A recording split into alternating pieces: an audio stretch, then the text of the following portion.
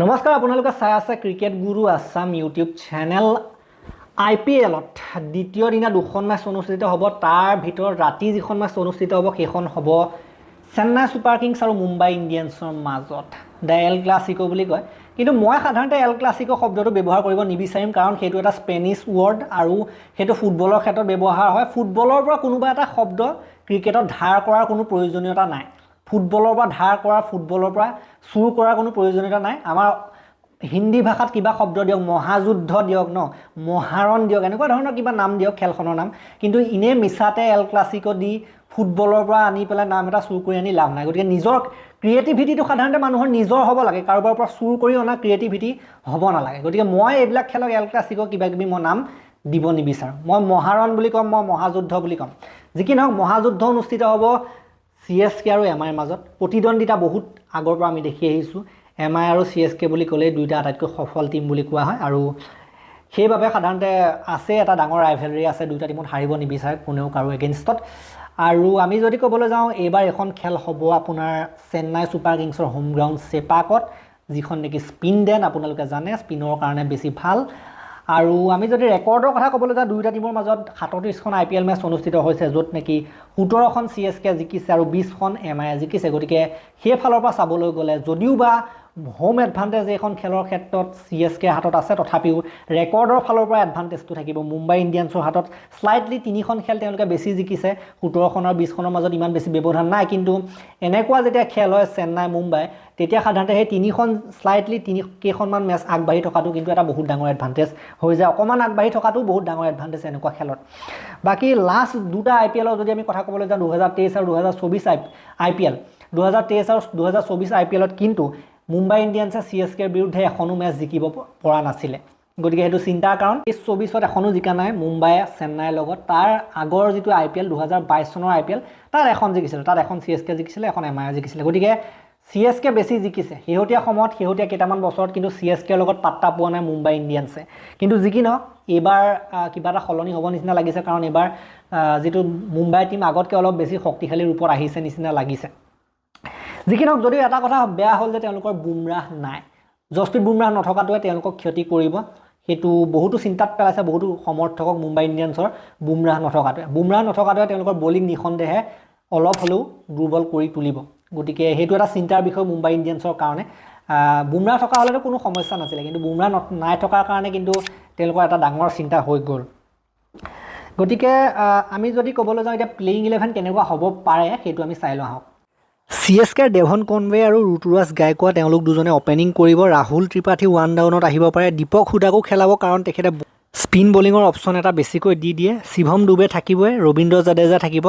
same কৰণ থাকিব MS Dhoni wicket keeper হিচাপে থাকিব অশ্বিন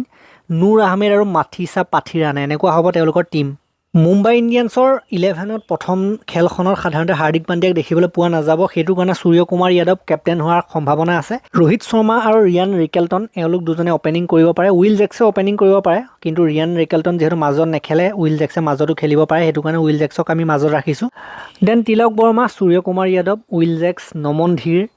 ৰবিন মিন্স থাকিব চেণ্টনাৰ থাকিব মিচেল চেণ্টনাৰ কৰ্ণ শৰ্মা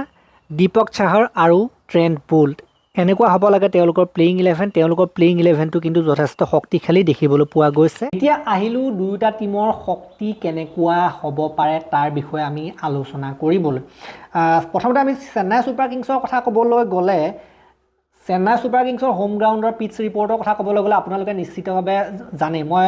শক্তিকেইটা কোৱাৰ আগতে মই পিটছ ৰিপৰ্টটো অলপ দি ল'ম তাৰ পৰা শক্তি আলোচনা কৰিবলৈ ভাল হ'ব ষ্টেণ্ডখিনি পিটছ ৰিপৰ্টৰ কথা ক'বলৈ গ'লে ইয়াত সাধাৰণতে ফাৰ্ষ্ট বেটিং স্লাইটলি বেছি জিকিছে ন ফাৰ্ষ্ট বেটিং বেছি জিকিছে ইয়াত 146খন মেচ হৈছে T20 তাৰ ভিতৰত 72খন প্ৰথম বেটিঙে জিকিছে আৰু 66খন ছেকেণ্ড বেটিঙে জিকিছে সেইফালৰ পৰা চাবলৈ গ'লে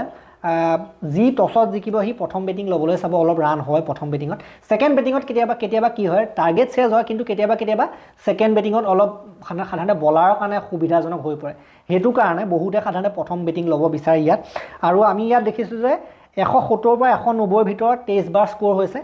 190 প্লাছ 22 বাৰ স্ক'ৰ হৈছে আৰু ঠিক সেইদৰে 150 পৰা 170 ভিতৰত 41 বাৰ স্ক'ৰ হৈছে গতিকে 190 ওপৰলৈকে যায় 170 প্লাছ 175 এনেকুৱা স্ক'ৰ ইয়াত ভাল স্ক'ৰ বুলিয়ে ধৰা হয় যদিহে ভাল বলিং লাইনআপ থাকে যদিহে সাধাৰণতে বেটাৰক কণ্ট্ৰল কৰিব পৰা বিধৰ বলাৰ থাকে তেতিয়া সাধাৰণতে 175 180 প্লাছ টাৰ্গেটেৰে হয়তো এখন পিটছত জিকিব পৰা যায় বুলি কোৱা হয় বাকী আমি যদি ক'বলৈ যাওঁ এতিয়া শক্তি কথা CSK ৰবিচন্দ্ৰন অশ্বিন আছে নুৰ আহমেদ আছে ৰবীন্দ্ৰ জাদেজা আছে আৰু হুদাও আছে স্পিন বলিঙত গতিকে স্পিন বলিঙৰ ফালৰ পৰা CSK যিটো বলিং লাইনআপ স্পিন বলাৰ যিসকল আছে সেইসকলৰ অভিজ্ঞতা কিন্তু বহুত উচ্চ মানৰ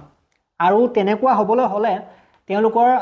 যিসকল মুম্বাই ইণ্ডিয়ানছৰ স্পিন বলাৰ তেওঁলোকতকৈ কিন্তু বহুত আগবাঢ়ি যায় CSK স্পিনাৰসকল এনেই সাধাৰণতে স্পিন বলাৰৰ কাৰণে সহযোগী পিটছ তেওঁলোকৰ তাত সহযোগী পিটছে থাকে তেনেকুৱা অৱস্থাত ইমানখিনি ভাল ভাল স্পিনাৰ আছে সেইটো তেওঁলোকৰ কাৰণে বহুত ডাঙৰ এডভান্টেজ CSKৰ কাৰণে বাকী আমি যদি ক'বলৈ যাওঁ বেটিঙৰ কথা ৰুতুৰাজ গায়কোৱাড আছে ভাল ইনিংছ খেলিব পৰা বিধৰ প্লেয়াৰ ৰুতুৰাজ গায়কোৱাড মুম্বাইৰ বিৰুদ্ধেও তেখেতে ভাল খেলিছে আগতে আৰু আমি যদি ক'বলৈ যাওঁ ডেভন কনৱে আছে দেন ডুবে আছে ভাল খেলিব পাৰে যি ডাঙৰ যাব পাৰে দেন ৰচিন ৰবীন্দ্ৰও ভাল খেলিব নিশ্চিতভাৱে তেখেতটো বিশ্ব প্ৰসিদ্ধ নাম হয় টিকিলেতো টিকিয়ে যায় তেনেকুৱা ধৰণৰ প্লেয়াৰ চেম কৰণ থাকিব আন এটা নাম তেওঁ অলৰাউণ্ডাৰ হয় বেটিং বলিং সকলোফালে এফেক্টিভ হ'ব লাগে এতিয়া আহিলোঁ আমি মুম্বাই ইণ্ডিয়ানছৰ শক্তিৰ কথা মুম্বাই ইণ্ডিয়ানছৰ ৰোহিত শৰ্মা থাকিব আৰু লগতে বেটিঙত তিলক বৰ্মা থাকিব লগতে সূৰ্যকুমাৰ যাদৱ আৰু উইল জেক্স গতিকে এওঁলোক সাধাৰণতে ডাঙৰ শক্তি হ'বলৈ গৈ আছে সূৰ্যকুমাৰ যাদৱ বিশেষকৈ মই যদি ক'বলৈ যাওঁ সূৰ্যকুমাৰ যাদৱ আৰু তিলক বৰ্মা এই দুজনৰ ওপৰত বেছিকৈ দৃষ্টি ৰখাটো জৰুৰী কাৰণ এই দুজন এনেকুৱা প্লেয়াৰ যি খেলৰ ৰেহ ৰূপ বদলাব পাৰে সূৰ্যকুমাৰৰ বাৰু একো নাই গলাটো গুচিয়ে যাব কিন্তু নাযাবলৈ হ'লে কিন্তু খেল বদলাই থৈ যাব আৰু তিলক বৰ্মাই খেলটো বনাই দিয়ে মেইনলি যেনেকুৱা ধৰণৰ পৰিস্থিতিৰ লগত খাপ খাই খেলিব পাৰে গতিকে তেওঁলোকৰ ওপৰত আমাৰ দৃষ্টি থাকিব বাকী এখন খেলত হাৰ্দিক পাণ্ডিয়া নাথাকে হাৰ্দিক পাণ্ডিয়া শ্ল' অভাৰ ৰেটৰ কাৰণে 2024 চনৰ IPLৰ শেষৰখন মেচত সাধাৰণতে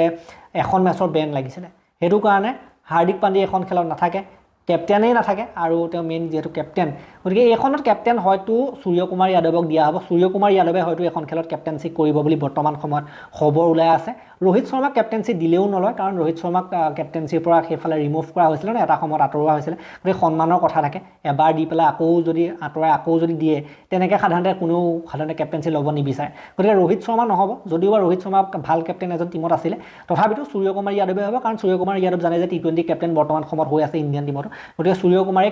কেপ্টেনচি কৰিব এই ক্ষেত্ৰত বাকী মুম্বাই ইণ্ডিয়ানছৰ বলিঙৰ কথা ক'বলৈ গ'লে মেইন বলাৰ তেওঁলোকৰ ট্ৰেণ্ট বল তেওঁ এজন খাতৰা বলাৰ তেওঁ যদি প্ৰথমতে উইকেট ল'ব পাৰে দুটামান প্ৰথম কেইঅভাৰমানত তেতিয়া কিন্তু মজা হৈ যাব মুম্বাই ইণ্ডিয়ানছৰ কাৰণে বাকী দীপক চাহাৰ আছে দীপক চাহাৰটো আগতে চেন্নাইতো খেলিছে চেন্নাইৰ পৰিস্থিতি জানে গতিকে তেওঁ এজন বলাৰ হ'ব মেইন বলাৰ তেওঁলোকৰ এইখন খেলৰ ক্ষেত্ৰত আৰু লগতে আমি যদি ক'বলৈ যাওঁ স্পিন বলাৰ তেওঁলোকৰ মিচেল চেণ্টনাৰ খেলাবই লাগিব চেণ্টনাৰো আগতে CSKত আছিলে গতিকে CSK চুকে কোনে অলপ চিনি পায় বাকী আৰু লগতে কৰণ শৰ্মাক খেলাবলগীয়া হ'ব পাৰে কৰণ শৰ্মা বৰ ইমানো বৰ এফেক্টিভ প্লেয়াৰ নহয় তথাপিতো মোটামুটি ঠিকেই বলিং কৰিলে তথাপিতো স্পিন বলিংটো কিন্তু একেবাৰে চেন্নাইৰ লগত মিলা নাই স্পিন বলিঙৰ ক্ষেত্ৰত চেন্নাইৰ লগত মাৰ খাব কিন্তু গতিকে চেন্নাইৰ একদম খাতৰা স্পিন বলাৰ আছে কিন্তু তথাপিতো মুম্বাইৰ যিসকল বেটাৰ আছে ন মুম্বাইৰ বেটিং লাইনআপটো ভাল মুম্বাইৰ বেটিং লাইনআপটো যদি ভালদৰে খেলে চেন্নাই স্পিনাৰসকলক বশ কৰিব পৰা ক্ষমতা ৰাখে কিন্তু চেন্নাইখন এনেকুৱা এটা জেগা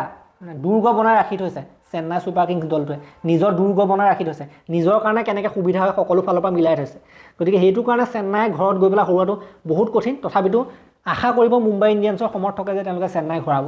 কিন্তু ভাতৰ লগত পানী খোৱা কথা মানে নহ'ব যদিও বা হৰায়ো দিয়ে ভাতৰ লগত পানী খোৱা কথা নহ'ব আৰু যদি হৰাই দিব পাৰে সেইটো কিন্তু বহুত ডাঙৰ এচিভমেণ্ট যদি মুম্বাই কেনেবাকৈ চেন্নাই ঘূৰাই দিয়ে ঘৰত গৈ এইটো আৰু ধৰি লওক মুম্বাই ইণ্ডিয়ানছটো এবাৰ বহুত শক্তিশালী বুলি ধৰিব লাগিব তেতিয়া শক্তিশালী হয়ে এনেও যদি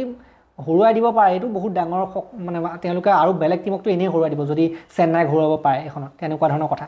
বাকী যি কি নহওক আপোনালোকে কমেণ্টত জনাব কাক ছাপোৰ্ট কৰিছে এইখন খেলত চেন্নাইৰ হুইচেল পৰো নে নাই মুম্বাই ইণ্ডিয়ানছৰ দুনিয়া হিলোৱা মানুহ আপোনালোক কোন কমেণ্টত জনাবলৈ নাপাহৰিব আৰু এই ভিডিঅ'টো শ্বেয়াৰ কৰিব চেন্নাই মুম্বাই যিমান সমৰ্থক আছে সকলোকে শ্বেয়াৰ কৰিব 100-200হে শ্বেয়াৰ হয় মই চাওঁ যে মাহটোত 100-200 মান শ্বেয়াৰ হয় মাহৰ ভিতৰত 100-200 মান শ্বেয়াৰ হ'লে আমাৰ চেনেল কেনেকৈ আগবাঢ়িব আপোনালোকে শ্বেয়াৰ কৰিব লাগে যদি হাজাৰৰ সংখ্যাত শ্বেয়াৰ কৰিব হাজাৰ মানুহে চাই ভিডিঅ' 10,000 5,000 20,000 মানুহে চাই গোটেইখিনিয়ে যদি একেবাৰে শ্বেয়াৰ কৰি দিয়ে আমাৰ চেনেলটোত 1 লাখ ছাবস্ক্ৰাইবাৰ একেবাৰে হৈ যাব কিন্তু এইটো আপোনালোকে নকৰে আপোনালোকে কৰি দিয়ক অলপ সহায় কৰক তেতিয়া আমি আলোচনা কৰিও ভাল লাগিব বেছি মানুহ হ'লে আৰু ভিডিঅ' দিও ভাল লাগিব হয় নে নহয় তাৰ কাৰণে ভিডিঅ' বনাই আছোঁ আমি গতিকে আৰু আপোনালোকে যদি কোনোবাই চেন্নাই মুম্বাই এইবিলাক টিমৰ জাৰ্চি কিনিব বিচাৰে তেতিয়া মই ডেছক্ৰিপশ্যনত বিভিন্ন প্ৰডাক্ট আছে মই ডেছক্ৰিপশ্যনে লগতে আমাৰ যিটো কয় ন এইটো কি বুলি কয় প্ৰডাক্টছ বুলি ভিডিঅ'টোৰ মাজতে ওলাই প্ৰডাক্টছ বুলি তাত মই দি দিম সাধাৰণতে যিবিলাক আমাৰ চেন্নাই মুম্বাই জাৰ্চি আছে বা এনেকুৱা কিবা মাৰ্চেণ্ডাইজ আছে যিবিলাক আপোনালোকে কিনিব পাৰে নিজৰ প্ৰিয় টীমৰ সামগ্ৰীবিলাক মই দি দিম চেন্নাই মুম্বাই দুটা টীমৰে দি দিম কোনে কেনেকৈ কাক কি লাগে ল'ব পাৰে আৰু ফ্লিপকাৰ্টত গৈ গতিকে ভিডিঅ'টো মই ইমানটা সমাপ্ত কৰিলোঁ ভাল লাগিলে যদি লাইক কৰিব শ্বেয়াৰ কৰিব চেনেলটোলৈ নতুনকৈ আহিছে যদি ছাবস্ক্ৰাইব কৰি ঘণ্টাটো দবাই থৈ যাবলৈ নাপাৰিব তেতিয়ালৈকে আৰু এটা নতুন ভিডিঅ' লৈ প্ৰতিশ্ৰুতিৰে মই বিদায় মাগিছোঁ ধন্যবাদ